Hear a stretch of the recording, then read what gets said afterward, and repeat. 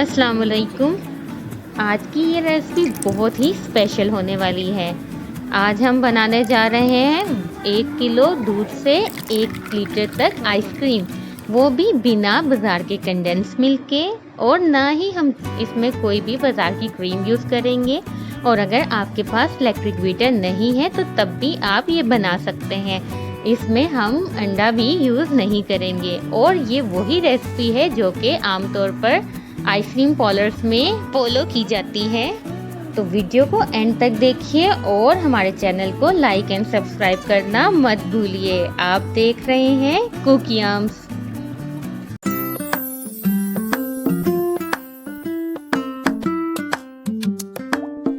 आज हम बना रहे हैं वनीला आइसक्रीम।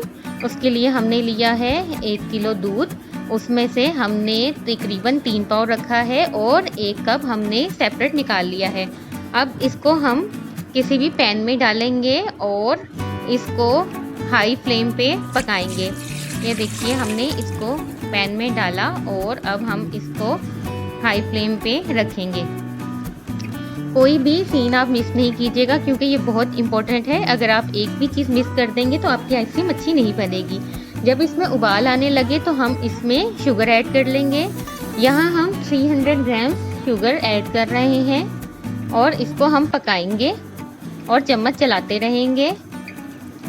हम आपको वक्तन फ़वक्तन दिखाते रहेंगे कि हम इसको कब तक पकाना है।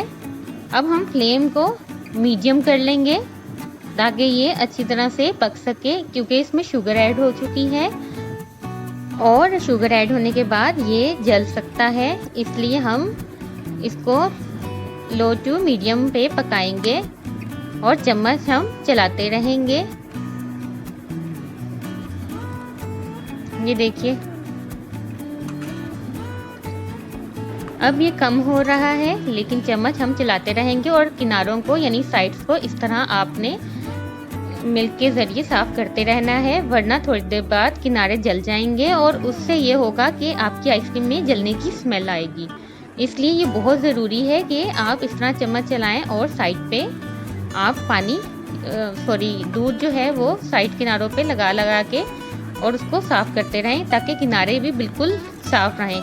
यहाँ पे मैं आपसे एक बात कहना चाहूँगी कि आप यहाँ पर नॉन स्टिक पैन ही यूज़ करें, कोशिश कीजिए, क्योंकि इसमें आपका इजीली बन जाएगा और जलने का इम्कान भी कम होता है। अब देखिए इसने कलर भी चेंज कर दिया है और इसकी क्वांटिटी भी काफ़ी कम हो गई है। चम्मच देखते रहें, इस तरह आपने चलाना है और उबाल आएगा फिर आप इसको कम कर देंगे फ्लेम को, फिर इसी तरह हाई फ्लेम करेंगे। और क्योंकि ये बिल्कुल एंड के स्टेप्स हैं, इसमें आप हाई और लो करते रहेंगे। और देखिए अब ये काफ़ी कम हो चुका है, ये तकरीबन 1/4 हो चुका है। हम अपनी वीडियोस में कोशिश करते हैं कि आपको each and every step detail में बताएं।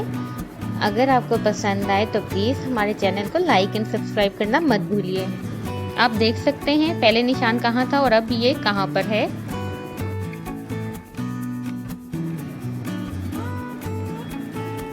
ये देखिए अब ये काफ़ी गाढ़ा हो रहा है।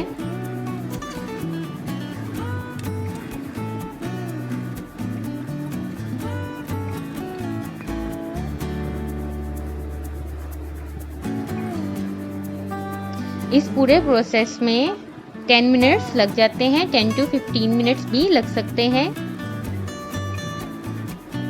और मेनली मेहनत भी इसी स्टेप में है। अब ये देख लीजिए, अब आपको फील हो रहा होगा इसका जो है कलर भी चेंज हो गया है और ये बिल्कुल गाढ़ा हो गया है। अब हम इसको निकाल लेंगे और हम आग बंद कर देंगे और इसको निकाल लेंगे। इससे ज़्यादा आपको थिक नहीं करना, वरना इसमें गुठलियाँ बनना शुरू हो जाएंगी। इसलिए इसी स्टेज पे जब ये लिक्विड भी रहे हम इसे निकाल देंगे। अब हम इसे ठंडा होने के लिए रख देंगे। पहले रूम टेम्परेचर पर रखेंगे और उसके बाद हम इसको फ्रिज में रख देंगे। दूसरी जानिब हमने जो 1 कप बताया था तकरीबन 1 पाव दूध, वो हम इसके ठंडा होने पे इसमें ऐड करेंगे और इसको मिक्स कर लेंगे। ये देखिए दूध भी चिल्ड होना चाहिए, इसमें गर्म दूध ऐड नहीं करेंगे। अब हम इसमें वनीला एसेंस ऐड कर रहे हैं। हमने तकरीबन 1 टीस्पून या 1 टीस्पून से थोड़ा सा कम वो इसमें ऐड किया है और अच्छी तरह से मिक्स कर रहे हैं। अब हम इसे चिल होने के लिए रख देंगे और इसे अच्छी तरह से मिक्स कर लेंगे। ये देख लीजिए मिक्स होने के बाद अब हम इसे फ्रिज में रख देंगे। अब हमने तकरीबन 1 किलो दूध की मलाई ली और उसको हम फोक की मदद से बीट कर रहे हैं कि इसके दरमियान कोई भी गुठली ना रहे और ये स्मूथ पेस्ट बन जाए। ये देख लीजिए ये स्मूथ हो गया है। अब हम इसको ऐड कर देंगे इसमें और अच्छी तरह से मिक्स कर लेंगे स्पून के ज़रिए ताकि ये मिक्सअप हो जाए। अब हम इसे हैंड बीटर के ज़रिए बीट करेंगे जब तक कि ये अपने साइज़ में डबल ना हो जाए। ये देखिए इस तरह आप बीट करेंगे। अगर आपके पास हैंड बीटर भी नहीं है तो आप उसकी जगह फोक भी यूज़ कर सकते हैं, बस उसमें मेहनत थोड़ी ज़्यादा हो जाती है। अब देखिए इसमें बबल्स बनना शुरू हो गए हैं और ये साइज़ में काफ़ी ज़्यादा हो गई है। अब हम इसे एक कंटेनर में डाल लेंगे। हमने यहाँ एक एयर टाइट कंटेनर लिया है और आप देखिए हमने इसको इसमें ऐड कर रहे हैं। अच्छी आइसक्रीम बनाने के लिए आप जो भी बोल लें उसको फ्रीज़ करने के लिए या कंटेनर लें वो एयर टाइट होना ज़रूरी है। अब हम इसके ऊपर पॉलीथिन बैग लगाएंगे और बी श्योर कि इसमें कोई भी एयर ना रहे। और अब हम इसे कवर करके 3 घंटे के लिए फ्रीज़र में रख देंगे। आफ्टर 3 आवर्स ये देखिए अब ये काफ़ी जम चुकी है। हमने इसे निकाला और इसको अगेन बीट करेंगे। अगेन बीट करने से इसमें क्रिस्टल्स नहीं बनेंगे और ये बिल्कुल जैसे बाज़ार में आपको स्मूथ मिलती है आइसक्रीम वैसी ही बन जाएगी। अब देखिए हमने इसको दोबारा बीट करेंगे जब तक कि ये अच्छी तरह से मिक्स ना हो जाए। अब ये हो चुकी है और अब हम इसके ऊपर दोबारा पॉलीथिन बैग लगाएंगे और इसको फिर फ्रीज कर देंगे 10 घंटे के लिए। ये देखिए अब हमने इसको रख दिया। अब हम इसके ऊपर टाइट कवर लगाएंगे और 10 घंटे के लिए रख देंगे। आफ्टर 10 आवर्स ये देख लीजिए ये कितनी स्मूथ है और इजीली निकल रही है और इसका टेस्ट बहुत अच्छा है। और अब हम इसे